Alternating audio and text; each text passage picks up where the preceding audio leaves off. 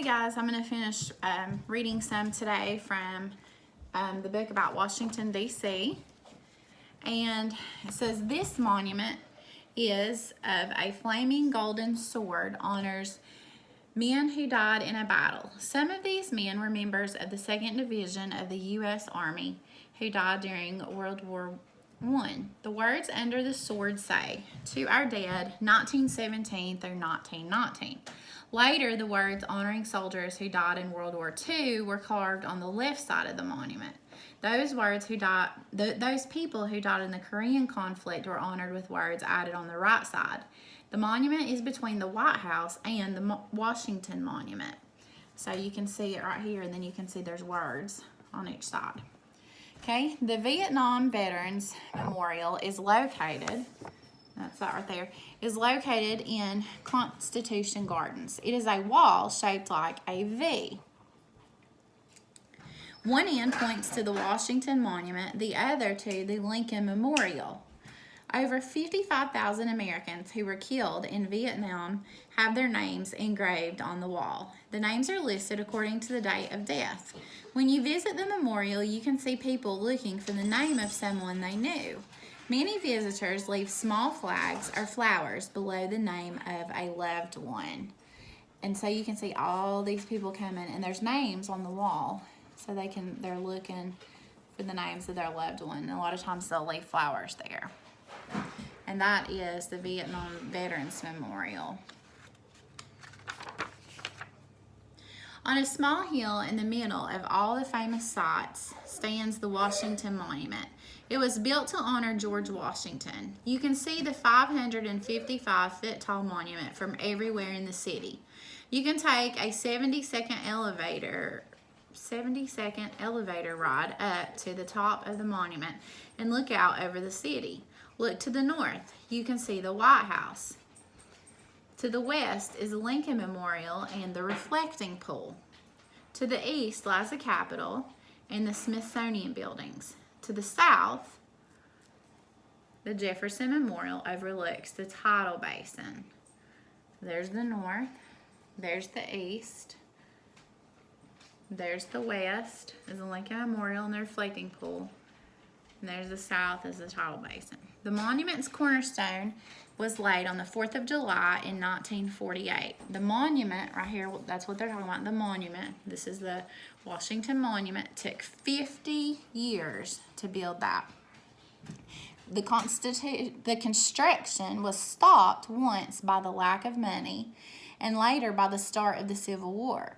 Different colors of stone marked the stops in construction. So it's got different colors of stone because that's where they would stop at. And then they would start again and have another different color. And then they start again and might have another different color. Building blocks for the monument are donated by clubs and organizations from all over America and from foreign countries like China, Greece, and Japan. Each 4th of July is celebrated with gigantic fireworks displays on the monument grounds. This is a national landmark. That's a national landmark, and it is called the Washington Monument. It's a famous site, and it was built in honor of George Washington, and this is one of the presidents. This is who you've been learning about, it's George Washington. The Jefferson Memorial honors the 3rd president. This is the Jefferson Memorial here. It honors the 3rd president, U.S. Thomas Jefferson. He was only 33 years old when he wrote the Declaration of Independence. The statue inside the memorial shows him standing before the committee that asked him to write the Declaration. Quotations from Jefferson's famous writings are engraved on the walls around his statue. The cherry trees planted around the Jefferson Memorial and the tidal basin were a gift from Tokyo, Japan.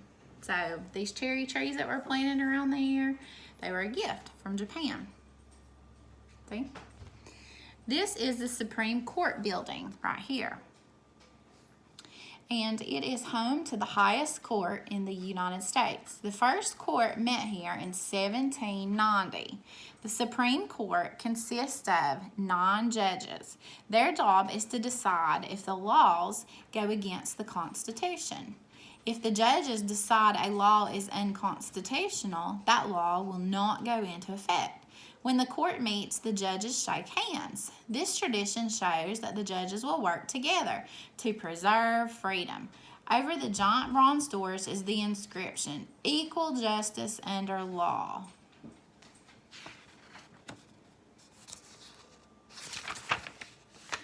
All around Washington, you can find memorials of people who have made great contributions to our country. The Albert Einstein Memorial is front of the National Academy of Sciences. The bronze statue of this famous scientist is 3 times life-size, but Einstein looks human, warm, and friendly. Einstein is famous because of the discoveries he made about time and light and their effects on the universe. So this is a huge memorial statue that's bronze, and it is in front of the National Academy of Sciences, and it's because of all the discoveries he made. See how big it is? Probably couldn't tell really how big it is unless there was a person standing there, but that's of Albert Einstein.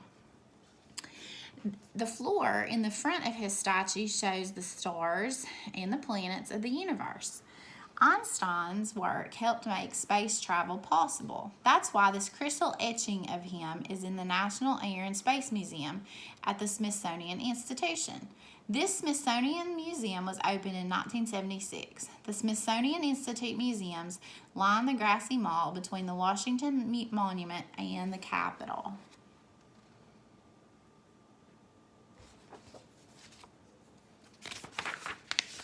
The double-winged plane above is the flying machine the Wright brothers flew at Kitty Hawk, North Carolina in 1903.